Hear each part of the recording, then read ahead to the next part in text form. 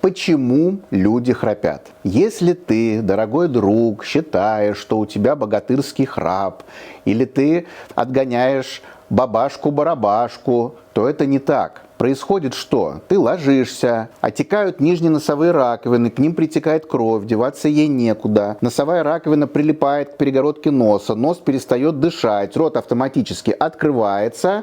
Это как в метро происходит все автоматически. Открывается, и ты начинаешь храпеть. А храп происходит из-за того, что мягкое небо начинает флотировать, двигаться, как будто флаг на ветру развивается на корабле. Тот же самый эффект. Что по факту происходит? Головной мозг перестает вентилироваться, а вентиляцию головного мозга нам дает именно носовое дыхание. Ну что на выходе? Значит, надо обращаться к лор-врачу в обязательном порядке и делать операцию либо на перегородке носа, либо на нижних носовых раковинах, чтобы не храпеть. А, кстати, храп правильно называется ронхопатия.